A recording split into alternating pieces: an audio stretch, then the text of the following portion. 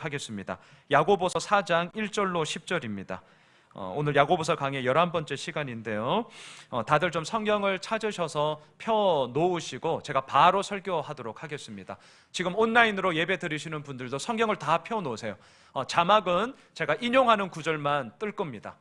본문은 여러분들 우리가 꼭 성경을 좀 다 펴서 온라인으로 예배 드리는 분들도 다 좀 펴서 보면 좋겠습니다. 제가 바로 설교하면서 오늘 본문 함께 보도록 하겠습니다. 지난주 야고보는 알면서도 물었습니다.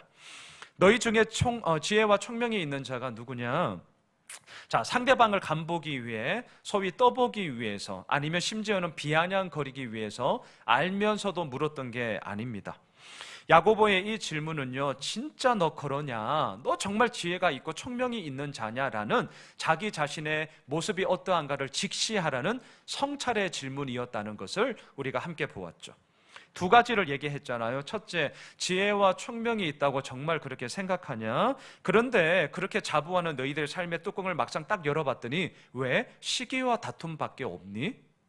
만약에 그러하다면 그거는 지혜와 총명이 있는 자가 아니야. 두 번째, 진짜 지혜와 총명이 있는 자가 누구냐?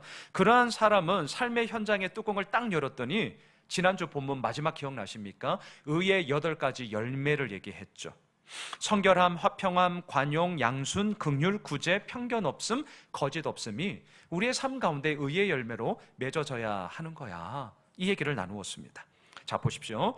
지난주 야고보가 이렇게 대조하고 있는 땅 위의 지혜와 위로부터, 소위 하늘로부터 내려오는 이 지혜를 대조해서 우리에게 얘기를 했습니다. 그러면 예수를 믿고 있는 우리는 당연히 이 말씀을 들으면서 결단하게 됩니다. 하나님, 땅 위의 지혜가 아니라 위로부터 내려오는 지혜, 정말 하나님으로부터 부어주시는 은혜가 내 삶 가운데 맺어지길 원합니다 라고 당연히 결단하게 되죠. 당연한 얘기죠. 자, 지금 이 편지를 쓰고 있는 야고보 역시 이러한 삶을 살아가야 합니다 라는 취지로 이 계속 편지를 쓰고 있는 것 아니겠습니까? 그런데 이제 오늘 본문으로 이어지는데 야고보는 한 번 얘기하고 끝내지를 않아요. 뭐 한 번 얘기하면 뭐 알아듣겠지. 다들 뭐 어른들인데 뭐 자기 인생 자기가 책임지고 살아가는 사람들인데 이거 뭐 못할까? 그렇지 않았습니다. 그냥 설렁설렁 넘어가지 않습니다. 야고보의 집요함이 있어요. 야고보의 집요함. 자, 그래서 4장을 시작하면서 이 부분을, 지난주 이 부분을 다시 한번 짚고 넘어가는데 1절을 보십시오. 너희 중에 싸움이 어디로부터, 다툼이 어디로부터 나느냐? 너희 지체 중에서 싸우는 정욕으로부터 나는 것이 아니냐? 자, 대놓고 말하기에 상당히 불편한 이야기를 야고보는 대놓고 얘기하고 있습니다. 삥 둘러 말하지 않아요. 단도직입적으로 말합니다. 너희 중에, 자, 너희가 누구냐고요?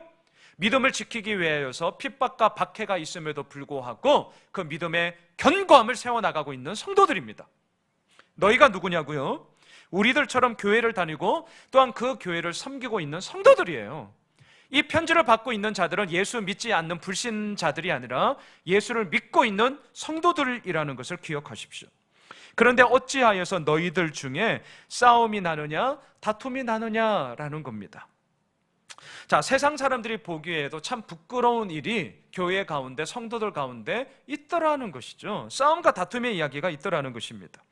교회 안에서는 하나님의 사랑과 은혜의 그 큼과 풍성함과 부유함을 다 얘기를 하더라는 거예요. 그럼에도 불구하고 막상 그 교회 안에 딱 들어갔더니 그 부유함과 풍성함과 하나님의 은혜와 사랑은 온데간데 없고 그저 시기와 다툼과 싸움만이 가득하니 이게 어찌하여서 교회의 참된 모습이 될 수 있겠냐라는 것이죠. 또한 그러던 가운데 무슨 예수 그리스도의 복음이 전하여지겠으며 예수 믿으세요 라고 전도한들 너나 잘 믿으세요 이렇게 되지 않겠냐, 그 얘기 지금 하고 있는 것이죠. 예수를 믿는다고 하지만 정작 삶의 모습은 믿음과는 전혀 거리가 먼 싸움과 다툼이 있었을 뿐입니다. 야고보가 이게 고민인 거죠. 왜 그럴까? 진짜 왜 그럴까? 왜 이렇게 이율배반적인 모습이 예수를 믿는 우리 가운데 있을까? 이 질문에 대해서 야고보는요, 문제의 원인을 1절 마지막에 무엇이라고 얘기합니까? 정욕으로부터 나는 것이 아니냐라고 진단을 내립니다. 자, 정욕. 오늘 주보 설교 요약지도 참고하십시오. 헬라어로 헤도네라는 단어인데요, 기뻐하다라는 뜻을 갖고 있더라고요. 자, 그런데 이 정욕이라는 놈은 무엇으로 인하여 기뻐하느냐면 하나님을 떠나고 하나님과는 전혀 상관없는 육신의 쾌락과 욕망을 채우면서 기뻐하더라는 거예요. 하나님으로 말미암아 기뻐함이 아닙니다. 나와 너와의 관계 속에서 이루어지는 사랑, 신뢰, 풍성함, 감사함으로 기뻐하는 게 아니에요. 나의 쾌락, 나의 이기적인 욕망을 그저 채우는 것으로 기뻐하다는 거죠. 기뻐함의 원천이 달라도 너무 다릅니다. 이놈이 뭐냐고요? 정욕이에요. 헤도네, 정욕이라는 놈입니다.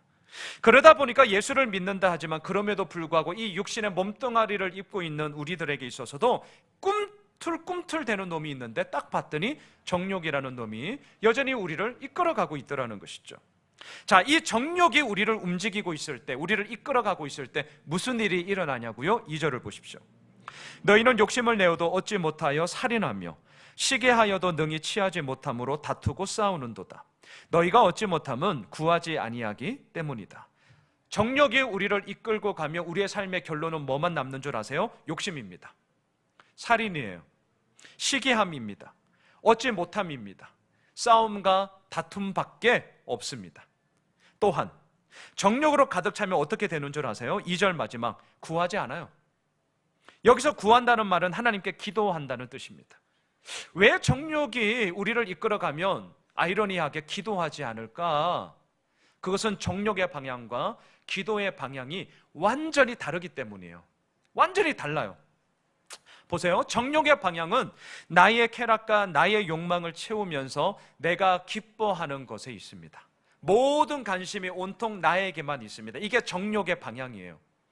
반대로 기도의 방향은 어떻죠? 나의 쾌락과 나의 욕망과 나의 뜻을 이루고자 함이 아니라 하나님의 뜻이 무엇인지를 오늘도 엎드려 간구하는 것입니다.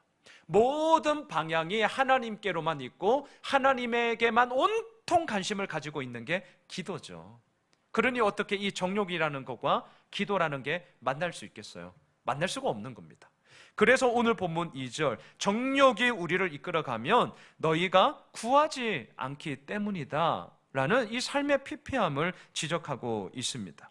자, 사랑하는 성도 여러분, 예수를 안 믿는 사람들이 이러하다면 물론 그건 역시 안타까운 일이긴 하지만 그래도 한편으로는 뭐 그럴 수 있다. 왜? 예수 안 믿으니까. 하지만 지금 이 편지를 받고 있는 자들은 누구냐고요? 우리처럼 예수를 믿는 자들이랄까요? 아니, 우리보다 더한 믿음의 견고함을 가지고 핍박과 박해 가운데서도 예수를 믿고자 정든 예루살렘을 떠나 여러 지역으로 흩어져 있던 디아스포라들입니다. 믿음 좋은 사람들이에요. 교회 열심히 다니고 있는 사람들이고 교회를 열심히 섬기고 있는 자들임에 분명합니다. 하지만 그러한 성도들 가운데도 정욕으로 인하여 하나님께 기도하지 않고요, 오로지 자기의 이기적 욕망만을 채우는데 혈안이 된 자들이 있더라는 겁니다. 자, 게다가 오늘 본문 3절로 한번 가보십시오. 구하여도 받지 못함은 정욕으로 쓰려고 잘못 구하기 때문이다. 야고보가 왜 이런 말을 하겠냐고요? 뒤집어서 얘기하면 성도들 가운데 이러한 일들을 행하는 자들이 있기 때문이죠. 앞서 2절에서 이렇게 말했습니다. 너희가 얻지 못함은 기도하지 않았기 때문이야 라고 지금 야고보가 얘기했습니다. 그러니까 이 말을 들은 성도들 가운데 어때요? 그래? 우리가 기도하지 않았기 때문에 그런 거야? 그러면 반대로 기도하면 되는 거네? 이 생각을 가지고 이제 기도를 하더라는 거예요. 자, 야고보가 볼 때 아주 기가 찰 노릇이죠. 속된 말로 기도의 기자도 모르고 지금 기도하는 모양새만 가지고 있는 성도들이 나타나다라는 것입니다. 여러분, 그래? 그러면 기도하면 다 된다는 거지? 이러한 마음으로 기도를 한다면 그것 가운데 무슨 응답을 받겠냐는 거예요. 3절에서 얘기합니다. 그렇게 기도하는 것은 정욕으로 쓰려고 잘못 기도하는 거 아니냐. 그래서 저는요 3절을 이렇게 한번 바꾸어 보겠습니다. 너희들 그렇게 기도한다고 응답받을 것 같니? 야, 그거는 너희들의 뜻을 간철시키기 위한 떼쓰기일 뿐이지 결코 하나님의 뜻을 간구하고자 하는 무릎꿇음이 아니지 않냐. 하나님의 뜻이 아니라 자기의 뜻을 이루기 위해 기도하는 것은 자신의 정력으로 잘못 쓰고자 하는 것이다. 고로 그런 기도는 아무것도 받지 못하는 거야.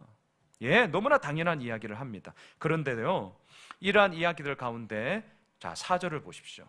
야고보는 엄청나게 충격 요법을 던집니다. 자, 4절을 보세요. 가늠한 여인들아. 자, 이 호칭부터가 아주 세게 나오죠. 가늠한 여인들아, 세상과 벗된 것이 하나님과 원수됨을 알지 못하느냐? 그런즉 누구든지 세상과 벗이 되고자 하는 자는 스스로 하나님과 원수되는 거야. 가늠한 여인들아, 누구냐고요? 1절, 예수를 믿지만 서로 다투고 싸우고 있는 자들이에요.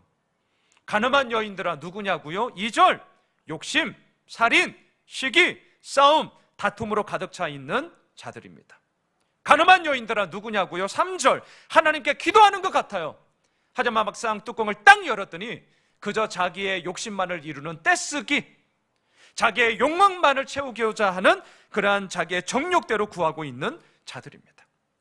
이들이 누구냐고요? 가늠한 자들이에요. 지금 야고보는 아주 의도적으로 그리고 아주 센 용어를 통하여서 가늠한 여인들아 얘기하고 있습니다. 왜 이렇게 얘기하냐고요? 정신 차리라는 거예요. 그만큼 지금 우리들의 삶 가운데 무질서함과 허망함이 꽉 차 있다라는 것을 이 말을 통해서 알아들어라는 거죠. 예수를 믿는다고 하지만 1절과 2절과 3절 오늘 본문에 있는 모습이 우리 가운데 있다면 그것은 신랑 되신 예수님과의 결혼 생활을 깨버리는 간음과 같다는 것을 말하고 있습니다. 여러분, 간음이 뭡니까? 간음. 만일에 예를 들어서 두 부부가 있어요. 부부, 신랑과 신부가 있습니다. 이 두 사람은요, 서로 사랑했기 때문에 결혼이라는 언약을 가지게 되었고, 그 언약을 통해서 서로의 몸을 지배할 수 있고 주장할 수 있는 하나님의 그 언약 관계 속에 결혼이라는 하나님의 주신 선물 가운데 얼마든지 두 사람이 서로를 누릴 수 있는 그런 자유로움이 바로 이 언약이죠. 결혼이죠. 근데 간음은 뭐냐고요? 그 언약과 그 자유로움과 그 사랑을 완전히 깨뜨려버리는, 파기해버리는 범죄입니다. 죄악이에요. 하나님, 저는 하나님만을 사랑합니다 라고 했던 우리의 마음속에 어느새 하나님도 사랑해요. 자, 뉘앙스가 느껴지십니까? 간음이에요. 하나님만을 사랑합니다. 하나님께만 나의 모든 것이 있습니다. 제가 오늘 설교의 결론도 이거거든요. 하나님으로만 인하여 우리의 모든 삶의 문제들이 해결됩니다 라고 했던 우리가 신앙생활을 하면서 여러 가지 많은 우여곡절을 겪으면서 스물스물 나도 모르게 고백하는 거예요. 하나님도 사랑해요. 야고보는 얘기합니다. 간음한 자들아, 지금 저에게 설교하는 겁니다. 하나님도 사랑해요. 예수님도 야고보처럼 아주 충격적이고 아주 센 이야기를 의도적으로 한 적이 있습니다. 앞에 스크린을 한번 보시죠. 마태복음 12장 39절인데요. 예수께서 대답하여 이르시되 악하고 음란한 세대가 표적을 구하나 선지자 요나의 표적밖에는 보일 표적이 없다. 왜 예수님은 곁에 있는 무리들을 향하여서 악하고 음란한 세대야 라고 얘기하고 있을까요? 그것은 표적을 구하고 있지만 표적만 구했기 때문이에요. 기적을 원하고 있지만 기적만 원했기 때문입니다. 표적이 가리키고 있고 그 기적을 행하시는 주체 되시는 예수님께는 아무 관심이 없어요. 아무 관심이 없어요. 표적은 영어로 사인입니다. 사인. 예를 들면 이런 거죠. 예수 홈이실 교회가 어디에 있나요? 예, 서수원 홈플러스 옆에 그 근처에 있습니다. 자, 방향을 가리키는 이렇게 사인판이 표적이 이렇게 있어요. 자, 그렇다면 그 표적이 가리키는 방향으로 가서 찾으면 되는 거예요. 그런데 세상에 뭇 많은 사람들은, 심지어는 예수를 믿고 있는 사람들까지도요, 그 사인판을 보았음에도 불구하고, 그 표적을 보았음에도 불구하고 그 표적지까지, 그 사인판까지 이렇게 갔어요. 그리고는 더 이상 나아가지를 않는 겁니다. 사인판이 지금 이렇게 가리키고 있는데도 그 사인판까지만 갔어요. 그리고는 뭐 하는 줄 아세요? 또 다른 사인 없나요? 지금 이러고 자빠지고 있다는 거죠. 또 다른 표적이 없나요? 예수님은요, 얼마든지 또 다른 표적을 보일 수 있는 분이십니다. 하지만 표적을 원하는 자들에게 예수님은 표적을 보이지 않으셨습니다. 그리고는 대신에 말씀하셨습니다. 이 악하고 음란한 세대야, 표적을 구하나 선지자 요나의 표적밖에는 보일 표적이 없다. 왜냐하면 새로운 표적을 원하는 이들의 근본적인 문제는 그동안 표적이 없어서가 아니라 그 표적이 가리키고 있는 예수님께 아무런 관심도 가지고 있지 않았기 때문입니다. 신랑 되신 예수 그리스도, 신부된 우리의 모든 삶 가운데 아무리 많은 사인판을 보여줘도 신랑 앞에 관심이 없어요. 이게 뭐냐고요? 간음이죠. 세상의 다른 것들에만 온통 관심을 두고 있었습니다. 그래서 예수님께서 말씀하십니다. 악하고 음란한 세대가 표적을 구한다. 여러분, 표적을 구하는 것 자체가 잘못되었기 때문이 아니에요. 표적을 구하는 것 자체가 잘못된 게 아니라니까요. 이들의 본질적인 잘못은 무엇입니까? 표적에는 예수님께는 관심이 없고 표적만 원했기 때문인 것이죠. 표적을 구하고 있는 이들의 삶이, 이들의 방향이, 이들의 생각과 이들의 정신이 악하고 음란한 것이 문제였기 때문입니다.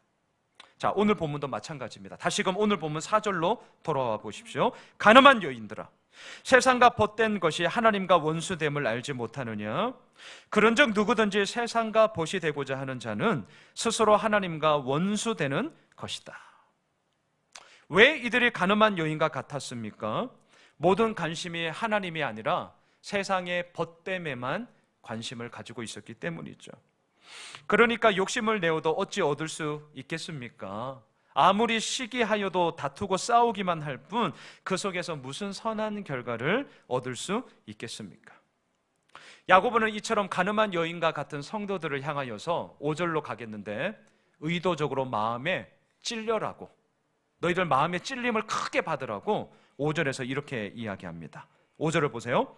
너희는 하나님이 우리 속에 거하게 하신 성령이 시기하기까지 사모한다 하신 말씀을 헛된 줄로 생각하냐? 이거 의도적으로요, 가늠한 여인과 같은 삶을 살아가고 있는 무질서함의 이 모든 인생들 가운데 찔려라고 얘기하는 겁니다. 성령이 시기하기까지 사모해! 지금 이거거든요. 하나님의 사랑이 얼마나 큰지를 지금 얘기하고 있죠. 어제 본문 기억나십니까? 제가 오늘 주보 칼럼에도 Logic on Fire, 이 로이든 존스 목사님의 용어예요. 불타는 논리. 누가 우리를 능히 대적하리요? 누가 우리를 그리스도의 사랑에서 끊으리요? 누가 우리를 정죄할 수 있으리요? 왜요? 하나님의 그 크신 사랑이 우리를 붙들고 있는데.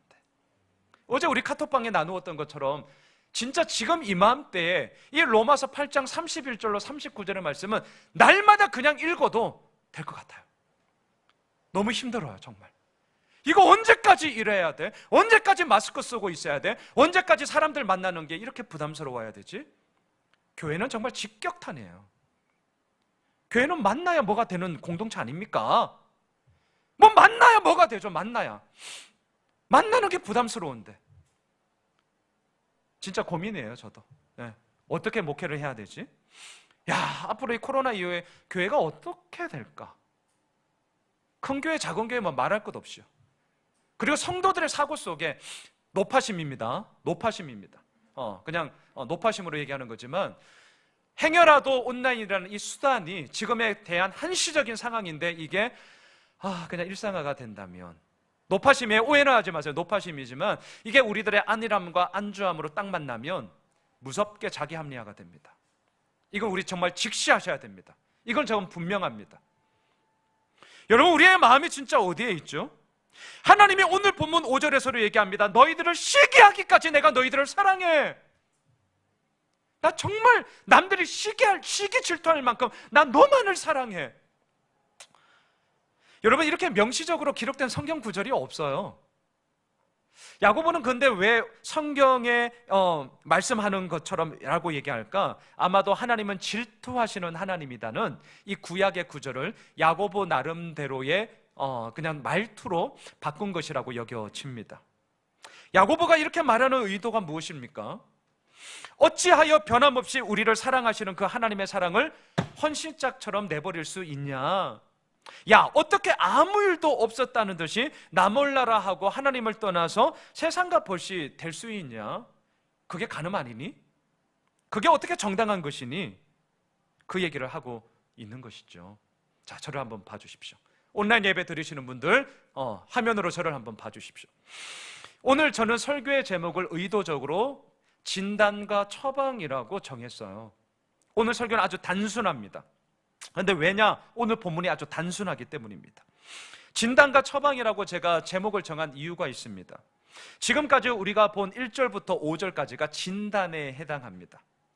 하나님과 관계가 좋았어요. 나와 너와의 관계가 참 좋았습니다. 근데 이게 웬일이에요? 언제부터다라고 딱히 얘기할 수는 없는데 그냥 이렇게 지내오다 보니까 뭔가 좀 흐물해지는 거예요. 하나님과의 관계도 뭔가 좀 소원해지는 것 같고 다른 사람과의 관계도 소원해지고 같고 더군다나 코로나19가 딱 터졌네.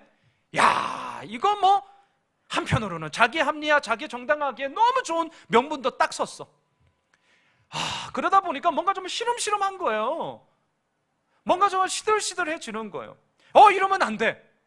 그래서 이 하나님의 말씀이라는 이 말씀 앞에 나를 엑스레이를 찍는 거예요.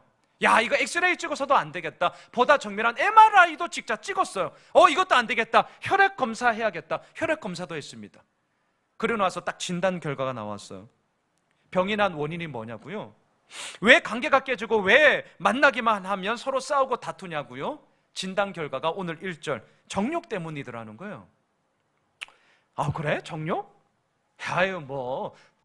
저는 목사니까 뭐 다른 교회에 비하면 그래도 예수오면실교회 이 정도면 선방하고 있던데 다른 교회 재정적으로 힘들다 하는데 그래도 재정 보고서 보셨잖아요. 전 너무 감사해요. 진짜 하나님의 은혜예요. 은혜. 이렇게 갈 수 있다는 것 자체가. 저 목사니까 다른 교회 얘기 많이 듣거든요. 진짜 힘겹습니다. 진짜 우리 성도님들 대단하다. 예, 감사함이죠. 다른 교회에 비하면 선방하고 있는데 정욕 때문이라고 이 정도면 돼. 그럴 수 있거든요. 그런데 아십니까? 그 정욕이라는 진단이 지금 1절에서 우리들에게 엑스레이를 딱 찍었는데 나왔어요. 근데 이게 자꾸 소홀해지는 거예요. 왜? 우리의 삶의 일상 가운데는 다른 사람들을 딱 비교하니까 그래도 할만하거든요. 저도 지금 그렇다니까요. 그래도 우리 교회 이 정도면 그래 할만해. 그래 버티면서 가는 거지 이거 끝나면 칼 가는 거죠. 칼 갈아서 그래 한번 가보는 거지. 이런 마음이 저 있다니까요. 근데 그런 놈들이 정욕이라는 진단이 딱 받았는데도 그냥 내버려 두니까 결국 어떻게 되는 줄 아세요? 4절 가늠한 여인들아. 오늘 본문에 아주 매섭게 우리들을 진단합니다. 세상과는 벗이 되고 하나님과는 원수가 되어 버리더라는 거예요. 이게 오늘 1절로 5절까지 하나님의 MRI 앞에 서 있는 우리들의 아주 적나라한 진단 결과입니다. 정욕! 하나님 남들보다는 저 이 정도면 괜찮은 것 아니에요? 아니야 이놈아 그거 놔두면 4절 가늠한 자가 돼. 아주 단순하게 나오죠. 자, 그렇다면 두 번째, 이제 이 진단의 결과 앞에 우리 어떻게 해야 되냐고요? 당연히 뭐가 문제의 원인인지를 알았으니까 그에 따른 처방을 내려야죠. 자, 그게 오늘 본문 6절로 10절까지입니다. 근데 여러분 6절과 10절을 눈으로 한번 훑어보세요. 뭐가 많아요. 오늘 보면 6절로 10절을 쫙 그냥 훑어보면 뭐 해라 많아요. 여러분 마치 병원에서 이제 진단서를 끊었어요. 그 약국에 가잖아요. 이제 약사 선생님이 약을 처방해 왔는데 하루 아침, 점심, 저녁 먹는데 막 두툼해. 막 6, 7알 소위 우리가 약을 그냥 밥 먹듯이 먹어요. 이럴 때가 있잖아요. 오늘 보면 6절과 10절을 보면 마치 약을 한 67알 막 두툼하게 막 밥 먹듯이 너무 많아. 뭐 해라 지금 보세요. 뭐 해라 뭐가 이래 많냐. 이럴 수 있단 말이죠. 자, 그런데 이런 걸 잘 보셔야 돼요. 처방전을 잘 보세요. 6절부터 10절이 처방전인데 사실은 이 처방전을 잘 보시면 우리가 먹어야 할 약은 딱 하나밖에 없습니다. 그 약이 뭐냐고요? 하나님의 은혜라는 약입니다. 나머지는 7절 이하에서 10절까지를 보시면 나머지는 그 약을 먹고 나서, 잘 들어주세요. 그 약을 먹고 나서 그 약이 내 몸 가운데 제대로, 그냥 쉬운 말로 약발이 들어서 아하! 이 약이 이제 먹혔구나라는 나타나는 건강함의 증상으로서 7절부터 10절까지가 기록된 겁니다. 이거 반드시 기억하셔야 돼요. 우리가 먹어야 할 약은 뭐냐? 6절이에요. 본문 6절을 보십시오. 그러나 더욱 큰 은혜를 주시나니 그러므로 일렀으되 하나님이 교만한 자를 물리치시고 겸손한 자에게 은혜를 주신다 하였다. 우리가 먹어야 할 약은 오직 하나, 하나님의 은혜, 더욱 큰 은혜입니다. 자, 그런데 여기서 간혹 어떤 분들은 이 더욱 큰 은혜라는 이 말을 오해하기도 합니다. 이런 거예요. 아니 목사님, 그럼 하나님이 주시는 은혜에는 작은 것도 있고 큰 것도 있다는 겁니까? 아니 목사님, 예전에 주신 은혜는 하나님의 은혜가 너무 작아서 소위 약발이 안 먹힌 거예요. 그래서 약발이 안 먹히니까 이제는 더 큰 은혜를 주셔서 약발을 먹이게끔 지금 더 큰 은혜를 주신다고 얘기하는 겁니까? 자, 이렇게 오해할 수 있어요. 여러분, 물론 그렇지 않습니다. 아니, 하나님이 주시는 은혜에 이건 큰 은혜, 이건 작은 은혜, 그게 한 게 어디에 있겠어요. 그리고 심지어 우리가 무엇이 간데, 우리가 뭐라고, 저거는 작은 은혜네, 어유 권사님 아주 큰 은혜 받으셨네요. 표현으로는 그럴 수 있겠지만 우리가 무엇이 간데 하나님이 흘려주시는 그 은혜를 크다 작다 논할 수 있겠어요? 말이 안 되는 거죠. 그러면 질문하셔야죠. 야고보는 왜 6절에서 더욱 큰 은혜를 주신다라고 얘기하냐는 거예요. 그것은요, 하나님이 주시는 은혜의 크기가 달랐기 때문이 아니라 그 은혜를 받는 우리의 자세가 달랐기 때문입니다. 자, 이게 무슨 말이냐? 제 말이 아니고 6절 하반절을 보세요. 성경에 있는 그대로예요. 더욱 큰 은혜를 주시나니, 그러면서 우리의 자세 이야기를 얘기하죠. 야고보가 연결하는 게 뭡니까? 우리의 교만과 겸손을 얘기해요. 교만과 겸손. 왜 교만과 겸손을 얘기할까요? 교만한 자에게는요, 하나님의 은혜는 보잘것없거든요. 교만한 자에게는 하나님의 은혜는 진짜 작디 작은 거예요. 그냥 치부해 버리죠. 에이, 저거 없어도 나 얼마든지 할 수 있어. 그게 교만함 아닙니까? 하지만 겸손한 자에게 하나님의 은혜는 어떻습니까? 너무나도 값지죠. 너무나도 소중하죠. 그리고 너무나도 그 어느 것과도 비교할 수 없는 크디 큰 것이기 때문에 지금 야고보는 하나님의 큰 은혜를 얘기하는 겁니다. 잊지 마십시오. 하나님의 은혜의 크기가 달라서가 아니라 그 내려주시는 은혜를 받는 우리의 자세가 다르기 때문에 오늘 야고보는 더욱 큰 은혜라는 용어를 쓰는 것뿐입니다. 그래서 야고보는 이렇게 6절에서 외치고 있는 것이죠. 하나님께서 주시는 은혜만이 우리를 살립니다.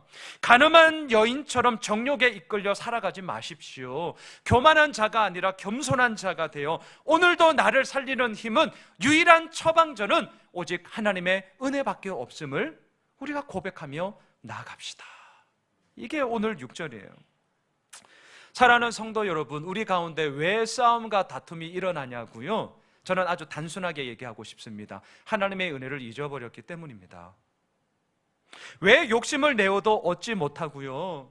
왜 시기하여도 능히 취하지 못하냐고요? 하나님의 은혜를 우리가 내동댕이 쳐버렸기 때문이에요. 어찌하여서 기도를 함에도 불구하고 정욕으로 잘못 쓰고자 기도하냐고요? 하나님의 은혜를 헌시짝처럼 취급해버렸기 때문입니다. 야고보는요, 이것저것 썩지 않습니다. 마치 의사들이 막 영어 섞어가면서 알아듣지도 못하는 전문 용어 쓰듯이 그렇게 말하지 않습니다. 오늘 본문 6절에서는 너무나 단순합니다. 너무나 분명합니다. 하지만 모든 영적인 질병과 육적인 질병도 고치는 치료제로 하나님의 은혜를 얘기하고 있습니다. 야고보가 이 하나님의 은혜를 말하는 것은 그저 듣기 좋으라고, 아니면 때로는 별 할 말이 없어서 그냥 둘러대는 그런 말이 절대 아니었습니다. 야고보에게 하나님의 은혜는 자신의 인생을 180도 완전히 뒤바꾼 하나님의 역사였습니다. 여러분, 오늘로 야고보 강해가 11번째, 이제 4장으로 접어들고 5장, 2장밖에 남지 않았습니다. 제가 야고보서 강해를 시작하면서 첫 번째 시간에 이 편지를 쓰고 있는 야고보에 대해 언급했던 적이 있습니다. 앞에 스크린을 한번 보시죠. 요한복음 7장 3절로 5절의 말씀인데요, 그 형제들이 예수께 이르되 당신이 행하는 일을 제자들도 보게 여기를 떠나 유대로 가소서. 스스로 나타나기를 구하면서 묻혀서 일하는 사람이 없나니 이 일을 행하려 하거든 자신을 세상에 나타내소서 하니, 이는 그 형제들까지도 예수를 믿지 아니함이르라. 여기서 말하는 형제들이 누굽니까? 오늘 야고보서를 쓰고 있는 예수님의 친동생 야고보도 포함이 되죠. 지금 이 형제들은요, 야고보는 형님 예수님을 믿지 않았어요. 물론 이해돼요. 갑자기 한 집에서 살다가 30살이 딱 되면서 공생애를 시작하면서 갑자기 형님이 얘기하는 거예요. 야고보, 나 실은 메시아야. 나 하나님의 아들이야. 웬 미친 소리를 합니까? 아니 멀쩡히 아버지, 엄마 지금 살아있는데 아니 이 인간이 왜 이래? 뭐 밥 잘못 먹었나? 이렇게 되는 거죠. 하도 얘기를 하니까 뭐라고 얘기합니까? 형님, 그럼 좋아. 갈릴리 이 변두리에서 얼쩡얼쩡 되지 말고 서울 가요. 예루살렘 가라고요, 형님. 그래서 진짜 당신이 하나님의 아들이고 메시아라고 이렇게 갈릴리에서 변두리에서 뭐 떠들썩하면서 뭐 좀 한다고 하는데 서울 진출해봐. 중앙무대에 한번 가보시라고. 그래서 거기서 한번 증거해봐. 왜 그 얘기를 하냐고요? 5절, 그 형제들까지도 예수를 믿지 않았기 때문이죠. 자, 이랬던 야고보가 완전히 180도 바뀐 이유가 무엇이었습니까? 앞에 스크린을 계속 보세요. 고린도전서 15장 4절로 8절입니다. 장사 지난 바 되셨다가 성경대로 사흘 만에 다시 살아나서 게바에게 보이시고 후에 12제자에게와 그 후에 500여 형제에게 일시에 보이셨나니 그 중에 지금까지 대다수는 살아있고 어떤 사람은 잠들었으며 그 후에 야고보에게 보이셨으며 그 후에 모든 사도에게와 맨 나중에 만삭되지 못하여 난 자 같은 내게도 보이셨다. 예수님의 부활하심이 야고보의 인생을 완전히 뒤바꾸는 새로운 전환점이 되었죠. 5절 게바에게, 베드로에게 보이셨어요. 12제자에게 나타났습니다. 6절 500여 형제들에게 나타났어요. 그리고 7절 이 편지를 쓰고 있는 야고보에게 1대1로 나타나셨습니다.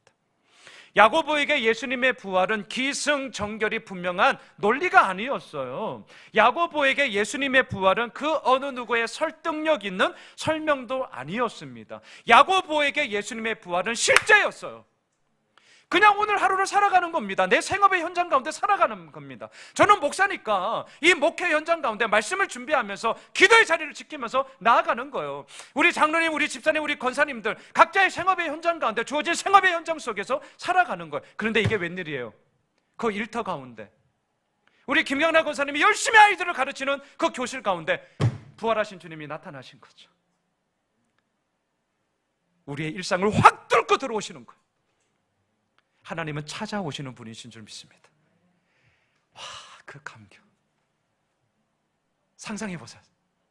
내가 주부로서, 엄마로서 주방에서 맛있는 요리를 준비하고 있는데 그때 주님께서 내 마음속에 아주 큰 울림을 주시는 거죠. 아니면 우리가 지금 나누었던 이 말씀이, 이 하나님의 은혜라는 이 강력한 한 방의 처방전이 다시 한번 우리의 내리 속에 울림으로 확 오는 거죠. 그때 이렇게 막 닭살 돋는 거 아니에요? 주님. 야고보는 바로 그 삶의 놀라운 전환점을 이루게 되었습니다. 그게 뭐냐고요? 하나님께서 야고보에게 허락하여 주신 은혜입니다. 이 은혜. 야고보는 이 은혜를 잊지 않았습니다. 그렇기 때문에 진단할 수 있었습니다. 예수를 믿는 우리들 가운데 왜 싸움과 다툼이 일어나느냐? 어찌하여서 기도를 하면서까지도 정욕으로 잘못 쓰려고 구하고 있는 것이냐? 어찌하여서 가늠한 여인들로 그 결혼 언약을 깨트리며 신랑 되신 예수 그리스도를 어떻게 나 몰라라 헌신짝처럼 취급해버리느냐? 우리들에게 베풀어 주신 하나님의 은혜를 잊어버렸기 때문이더라. 고로 하나님의 은혜를 기억하라는 거죠. 말씀을 정리하겠습니다. 야고보서는 총 5장으로 되어져 있습니다. 제가 이제 토요일날 장례가 있어서 금요일날 하여튼 말씀을 주일 설교는 최대한 빨리 좀 마무리하려고 금요일날 하다가 마지막. 근데 야고보서는 총 몇 절로 되어져 있지? 갑자기 궁금해서 제가 계산기로 진짜 두들긴 겁니다. 새하를 보니까 108절이에요. 108절. 또 그리고 오늘 주제가 은혜잖아요. 성경에 은혜라는 말이 얼마나 많이 나옵니까?